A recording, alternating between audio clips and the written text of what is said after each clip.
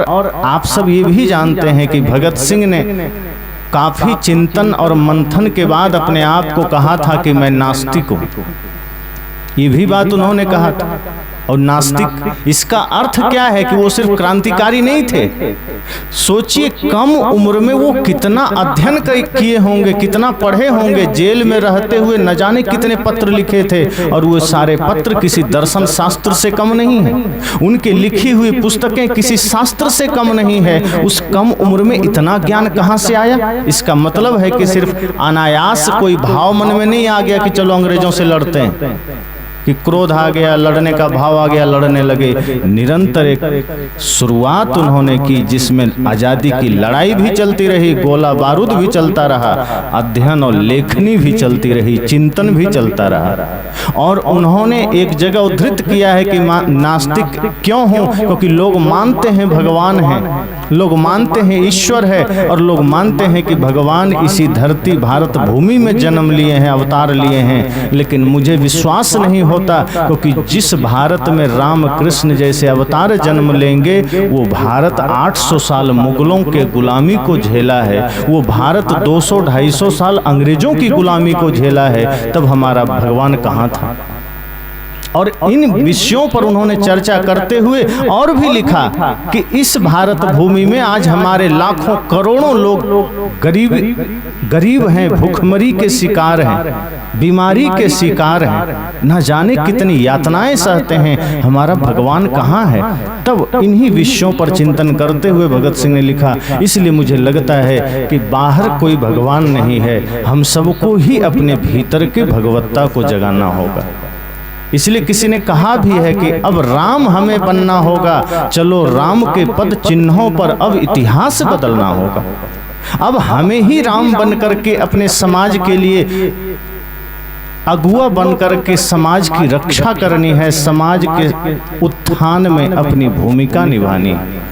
और जब मैं भगत सिंह को याद करता हूँ, जब मैं अपने आज़ादी के उन वीर स्वतंत्रता सेनानियों को याद करता हूँ, वीर सपूतों को याद करता हूँ, तो उनके जाने के समय का वो माहौल याद आता है।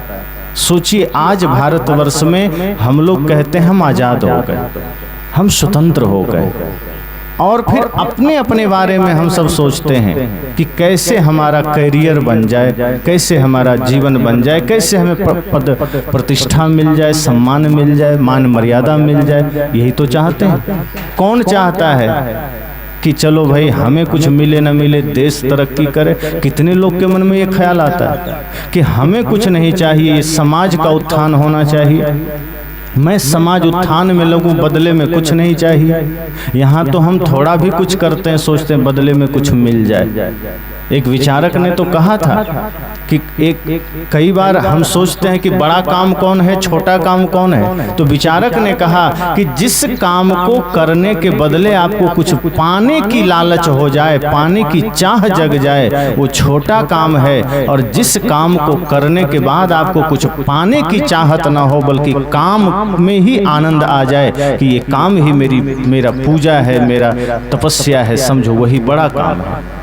जिस काम के बदले आपने पैसे ले लिए वो सब काम छोटा है, जिस सेवा के बदले पैसे ले लिए वो छोटा हो गया, और जिस कार्य को करने के बाद लगे कि यही आनंद है, यही परमानंद है, वो सेवा है, वो बड़ा कार्य है। तो इस तरह से हम क्या सोचते हैं? हम ये सोचते हैं कि हमारा करियर कैसे बनेगा, हमारा घर कैसे बनेगा, हमारा लाभ कैसे होगा। वे सोचते रहे कि देश आजाद कैसे होगा, देश समृद्ध कैसे होगा। हमारे और उनके सोच में कितना फर्क था। वो छोटे छोटे उम्र में, चाहे वो खुदीराम बोस हों, चाहे उधम सिंह हों, चाहे भगत सिंह हों, चाहे चंद्रशेखर आज़ाद हों, चाहे राजगुरु हों, सुखदेव हों, लाला लाजपत राय हों, बटुकेश्वर दत्त हों, जितने भी स्वतंत्रता सेनानी हैं, नाम तो हम कुछ का ही जानते हैं, पर जिनने भी लड़ाई लड़ी, क्या वो ये सोचे होंगे कि चलो मैं क्रांति कर रहा हूँ, बदले में पैसा मिल जाए, कि क्रांति कर रहा हूँ, लड़ाई लड़ रहा हूँ, बदले में सम्मान मिल जाए? नहीं, उन्होंने सिर्फ इतना सोचा कि ये राष्ट्र, ये भारत भूमि हमारी है, ये हमारी माँ है, इसकी आज़ादी के लिए मुझे लड़ाई लड़नी है, इसको आज़ाद कराना है।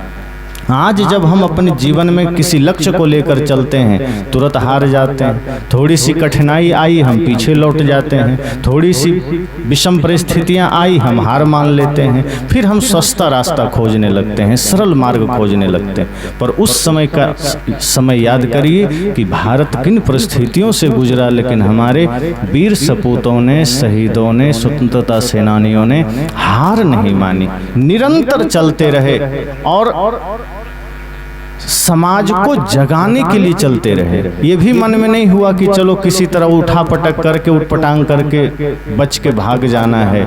जो कहते हैं कि जब असेंबली में उन्होंने बम फोड़ा उसके बाद भाग सकते थे, भागे नहीं। इसी तरह से उधम सिंह अपने जीवन की घटना बताते हुए कहते हैं कि जब जनरल डायर ने जलियांवाला बाग में गोलियों से हमारे भारतवासियों को भूना था, तब उसी दिन उधम सिंह छोटे थे और उन्होंने संकल्प लिया था कि जिस जनरल डायर ने हमारे देशवासियों पर गोलियां चलाई है इसे मैं मारूंगा। लेकिन तब तक जनरल डायर वापस इंग्लैंड चला गया और तब उधम सिंह ने एक सपना देखा कि मैं भारत छोड़ूं कैसे।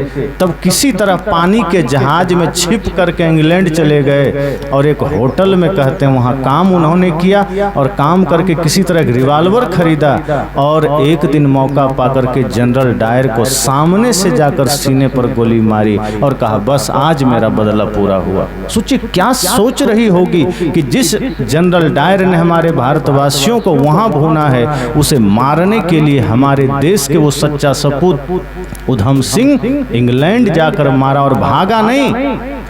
लोगों ने कहा तुम भाग सकते थे, उन्होंने कहा भागते तो भारत का अपमान होता और भारत का अपमान मैं नहीं कर सकता। मैं तो भारत माँ का वो सपूत हूँ जो सीने पर गोली खाकर मरना पसंद करूंगा, लेकिन भारत की बदनामी और अपमान नहीं झेल सकता। तो हम अपने बच्चों को इन वीर बहादुरों की शिक्षा कहानियां सुनाएं जिससे उनके भीतर भी राष्ट्र निर्माण का भाव जागृत हो। इसी तरह से हमारे जितने भी स्वतंत्रता सेनानी हुए उनके जीवन में धर्म भी था, राष्ट्र धर्म है और अध्यात्म भी था। एक तरफ राष्ट्र को आजाद कराने का संकल्प है, राष्ट्र को अंग्रेजों की बेड़ियों से मुक्त करने का अपार दृढ़ निश्चय है, तो दूसरी ओर संस्कृति भी है, दूसरी ओर अध्यात्म भी है।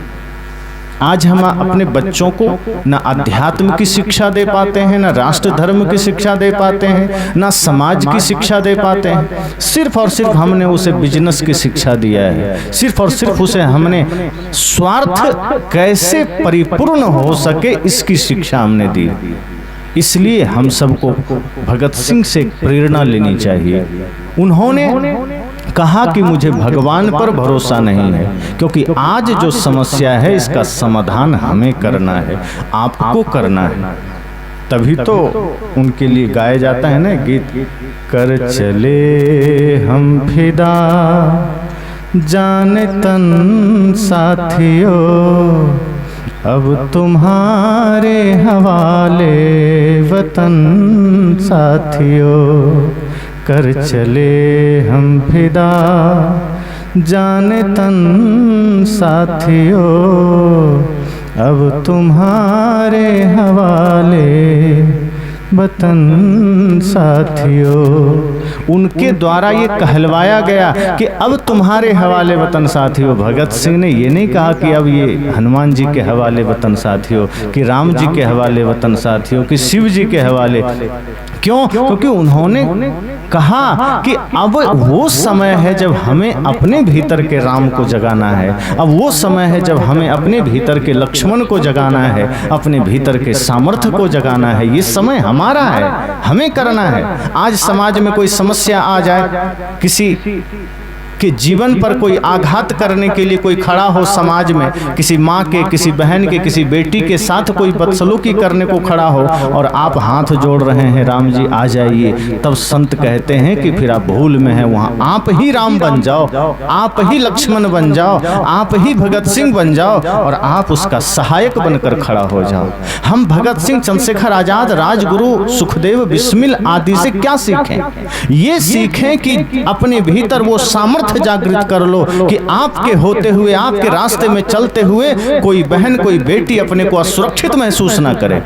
अगर आप रास्ते में चलें, आपके भीतर वो संकल्प हो, आपके भीतर वो नैतिकता हो, आपके भीतर वो आदर्श हो कि आपको देख करके कोई भी माँ बहन बेटी लगे कि मेरा कोई भाई जा रहा है, मेरा कोई पिता जा रहा है, मेरा कोई बेटा जा रहा है, वो सुरक्षित यात्रा कर सके। यही तो सपना भगत सिंह का था। आज हमारे समाज में इतनी असुरक्षा क्यों है? किससे है? आज कोई भी असुरक्षित अगर महसूस कर रही हैं माताएं, बेटियां, बहनें, किससे? किसी पाकिस्तानी से, किसी चाइनीज से नहीं, हमारे ही समाज के बच्चों से, हमारे ही समाज के युवाओं से आज की माताएं, आज की बहनें अपने को असुरक्षित महसूस करती है। और हम भगत सिंह का गीत तो गा लेते हैं, लेकिन भगत सिंह का कर्तव्य हमने धारण नहीं किया। हम चंद्रशेखर आजाद की वीरता की कहानियां तो कभी कभी पढ़ लेते हैं, लेकिन उनके सामर्थ्य को हमने अपना सामर्थ्य नहीं बनाया, उनके आदर्श को हमने अपना आदर्श नहीं बनाया। इसलिए मैंने कहा कि आज इस शहीद दिवस है, ये एक दिन की बात नहीं, ये प्रतिदिन हमारे जीवन में स्मरण रहे कि हम कैसे इनके बलिदान को व्यर्थ ना जाने दें। आज तो कुछ भी हो जाए, हम ही उस बुराई का हिस्सा बन जाते हैं। जगह जगह समाज में सुनने को मिलता है कि यहाँ किसी के साथ बदसलूकी हुआ, यहाँ छेड़छाड़ हुआ, यहाँ कोई व्यभिचार हुआ, यहाँ तमाम तरह के हिंसा हुए, अत्याचार हुए, और उसमें कौन होता है? अपना ही कोई आदमी होता, अपना ही समाज का आदमी होता।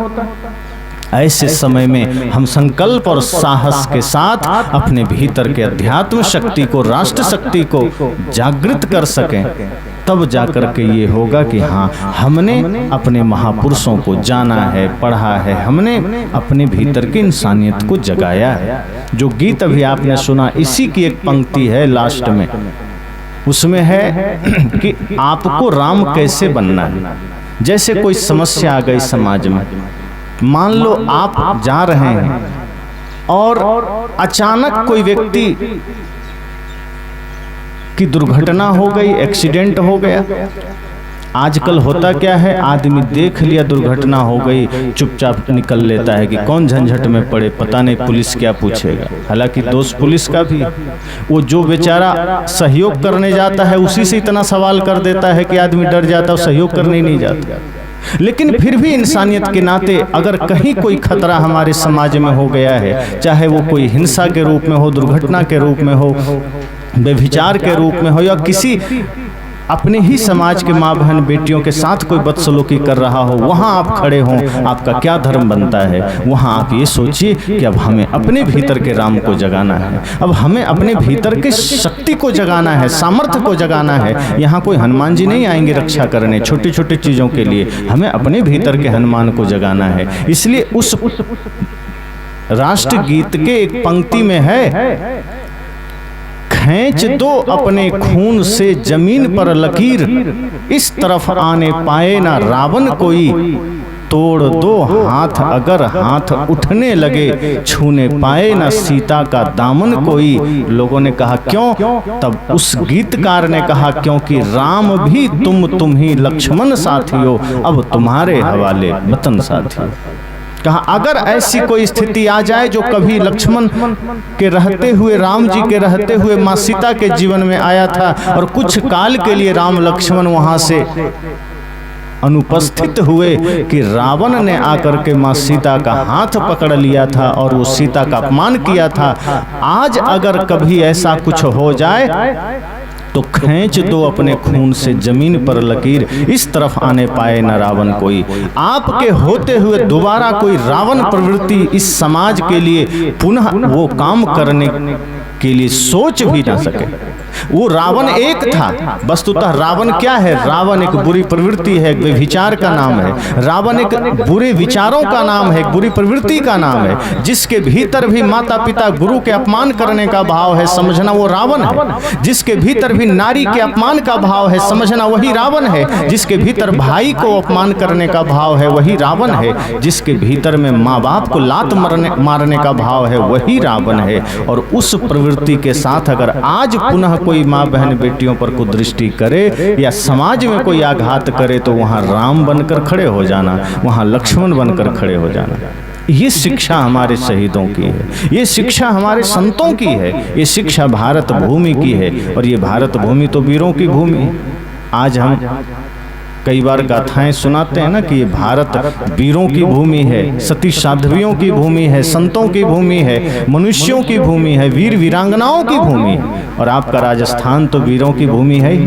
भारत में तो खास करके राजस्थान वीर वीरांगनाओं की भूमि है।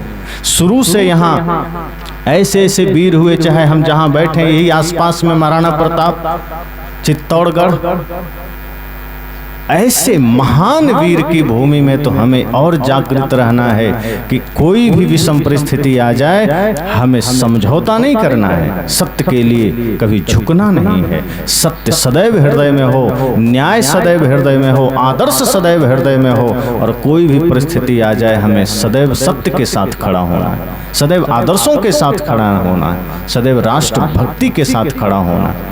जब इस तरह के संकल्प हमारे भीतर जगेंगे तो ये बच्चे भी उसी भाव से जगेंगे, उसी भाव से पलेंगे, उसी भाव से संस्कारित होंगे। अन्यथा हम जिस भावनाओं के साथ जीते हैं, हम जिन भावनाओं के साथ जीते हैं वही भावना बच्चे में आ जाते हैं। फिर वो भी उसी स्वार्थ के प्रति सजग हो जाते हैं कि हमें भी बस खेत खलिहान जमीन बिजनेस तक सीमित हो जाना है, हमें भी सिर्फ सोना चांदी गहने जेवर तक सीमित हो जाना है, हमें भी सिर्फ नौकरी चाकरी तक सीमित हो जाना है। इसके अतिरिक्त हमारे भीतर कोई ख्याल नहीं जगता। इसके लिए जरूरी है कि आप वो वातावरण तैयार करें, आप वो माहौल तैयार करें। आज अगर आप अपने बच्चों को शिक्षा देते हैं तो किसी धनपति के बारे में देते हैं, देखो सीखो कुछ उससे। आज के पिता कई बार बैठते हैं अपने बच्चों से कहते हैं तुम क्या कर रहे हो, कुछ करते हो? पड़ोस में देखो लड़का इतना कमाता है, 30,000 50,000 60,000, और तुम कुछ नहीं करते।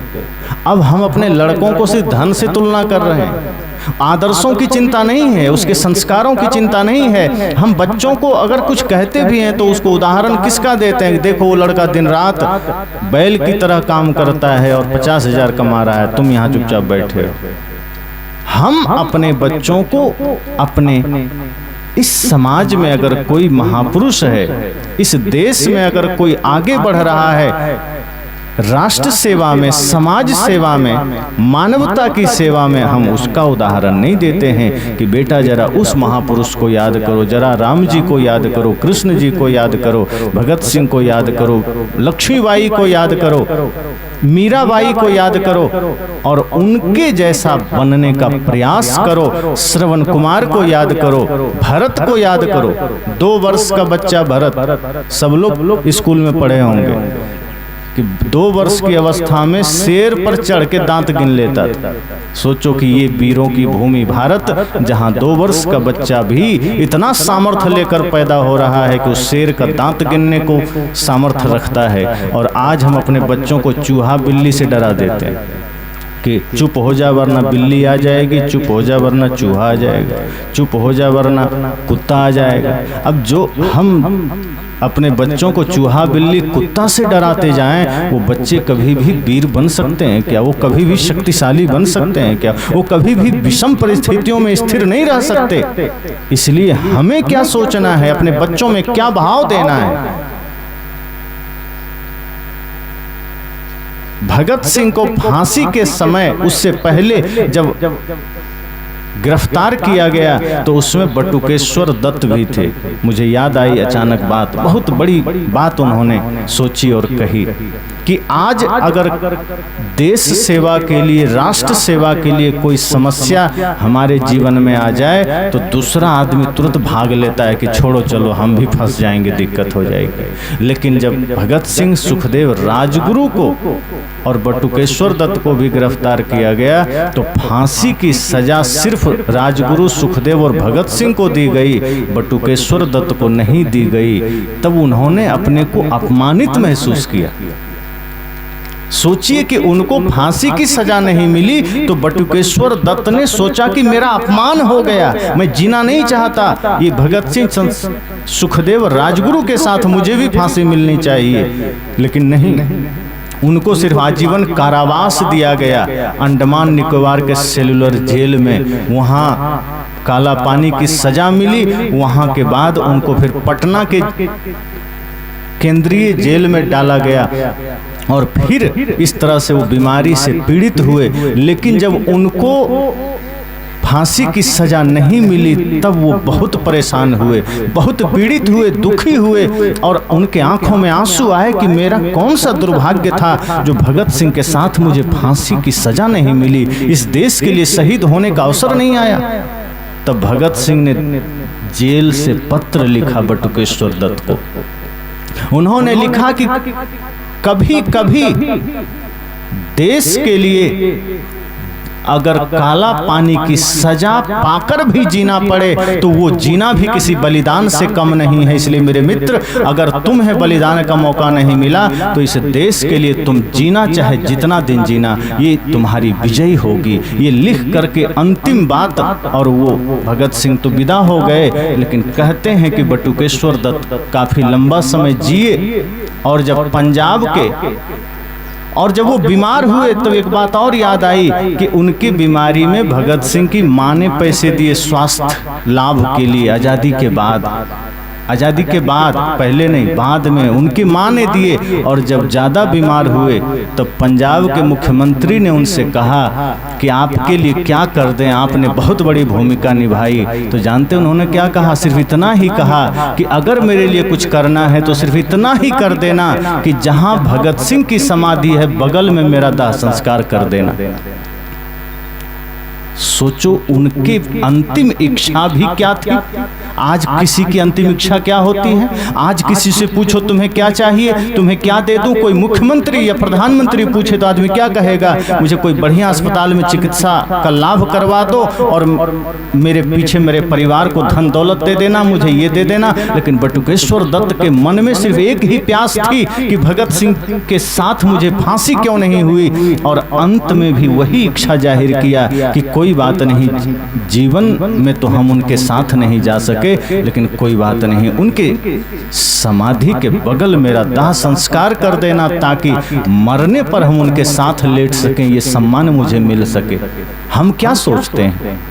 किसी को कहो कि थोड़ा समाज सेवा करो तो एक लड़के ने कहा मुझे क्या मिल जाएगा, समाज सेवा करेंगे तो क्या मिलेगा? अरे समाज सेवा राष्ट्र सेवा से मिलेगा क्या? समाज सेवा अपने आप में एक उत्सव है, एक पुरस्कार है, बदले में क्या मिलेगा?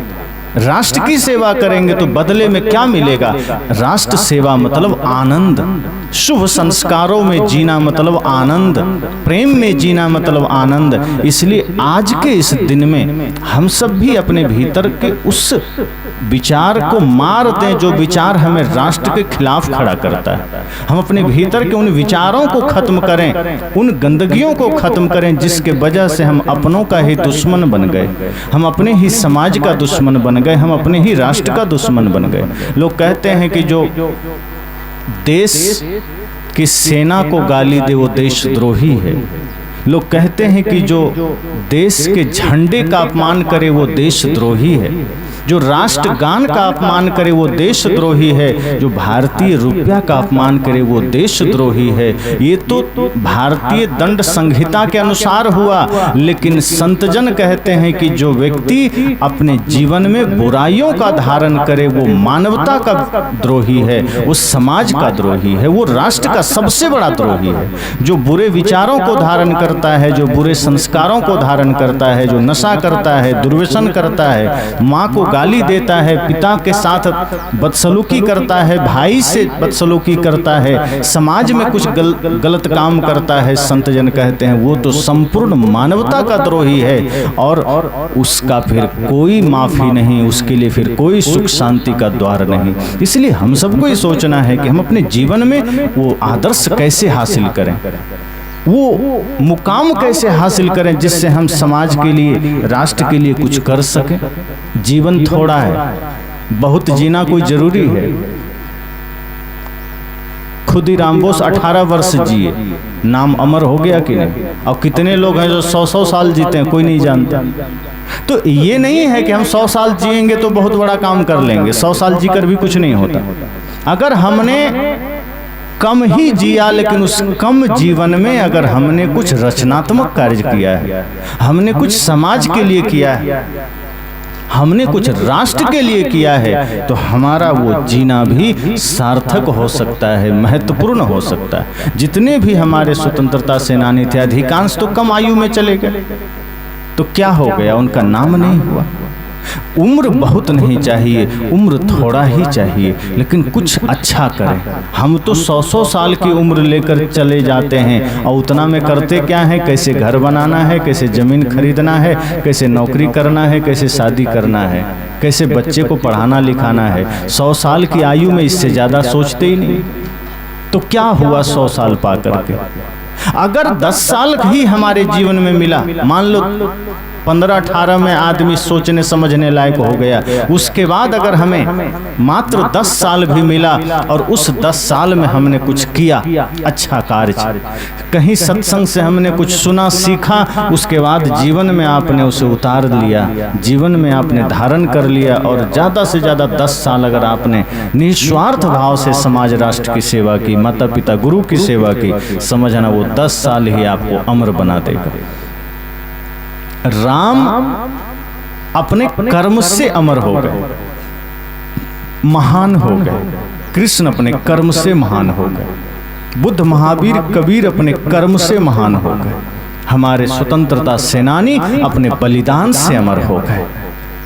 और अमर तो रावण भी हो गया, लेकिन बुराई से, गंदगी से, गलत करके। तो आपको तय करना है कि आप राम की तरह अमर होना चाहते हैं कि रावण की तरह अमर होना चाहते हैं। आपको तय करना है कि माँ सीता की तरह अमर होना है या फिर मंथरा की तरह अमर होना है। आपको तय करना है। विदुर की भांति अमर होना है या शकुनि की भांति अमर होना है।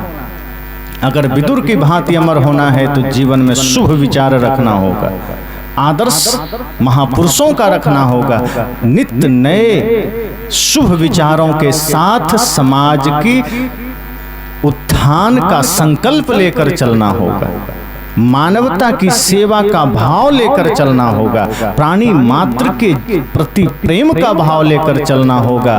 तब आप समझना विदुर की भांति जी रहे हैं और आपका सम्मान होगा। और यदि आपने दिन रात कपट किया है, कपट शकुन की भांति कपट चालें चली है, लड़ाया है और स्वार्थ में ही जीवन जिया है, तो नाम तो रह जाएगा, आगे पीढ़ियां नाम तो लेंगी, लेकिन वो नाम सम्मान से नहीं लेगी, अपमान से लेगी। तो आप सोचिए कि सम्मान चाहिए तो किस मार्ग पर चलना है। आज तो ना रावण है, ना कंस है, ना कौरव है, ना हिरण्यकश्यपु है, कोई राक्षस नहीं है, लेकिन जिसके हृदय में बुरे विचार हैं समझो वहां राक्षस बैठा है। जिसके आंखों पर अपना वश नहीं, जिसके मन पर अपना वश नहीं, अर्थात यूं कहें जिसको मन और अपने इंद्रियों पर जिसने वश नहीं किया है, जिसने लगाम नहीं लगाया, वो सब राक्षस की श्रेणी में आएगा। हम लोग सोचते हैं कि राक्षस जो होते थे वो 15-15, 20-20 फीट के होते रहे होंगे, 100-100 फीट के होंगे, उसके नाखून बड़े बड़े होते होंगे। तो नाखून तो आज भी लोग बढ़ा लेते हैं, तो क्या वो राक्षस हो गए? भाई नाखून तो आज भी प्रचलन है कि नहीं? बहुत से माताएं भी नाखून बढ़ा लेती हैं, बहनें भी बढ़ा लेती हैं, पुरुष भी बढ़ा लेते हैं। अब पुरुष सब नाखून नहीं बढ़ाते। मैं एक जगह देखा कि लड़का ये छोटी उंगली का नाखून इतना बड़ा किया हुआ और बेचारे को कुछ ऐसे करे तो ये उंगली ऐसे करना पड़े। मैं कहा गलती से ऐसे हो गया तो आंख फूट जाएगी, क्यों बढ़ाए? भाई आदमी होने में संतोष नहीं है, भालू होना चाहते हैं। अब भालू के नाखून बड़े होते हैं हमला करने के लिए, बचने के लिए। अब हम लोग भी अपना नाखून बढ़ा लेते हैं। तो आदमी होने में संतुष्टि रहनी चाहिए, जानवर होने की क्यों भाव हमारे भीतर? तो हमने कल्पना किया है या शास्त्रों में पढ़ा है कि राक्षस होते थे, आंख बड़े बड़े होते थे और दांत बड़े बड़े होते थे, कई हाथ होते थे। रावण के बारे में तो कहा जाता है 10 सिर था। ऐसा नहीं है 10 सिर रहा होगा, 10 सिर होता बेचारा सो ही नहीं पाता। अब सोचो कैसे सोता, दिन रात ऐसे ही पीठ के बल लेटा रहता, करवट बदलता 2-3 सिर टूट जाता। तो ऐसा नहीं है। 10 सिर का अर्थ यह होता है कि जितना एक आदमी ज्ञानी हो सकता है वो 10 आदमी के बराबर ज्ञानी था, इसलिए दर्शाने के लिए 10 शीर्ष जोड़ा गया। लेकिन ज्ञानी आदमी भी अपने आचरण से जब भ्रष्ट हो गया तो राक्षस हो गया। ये दर्शन है।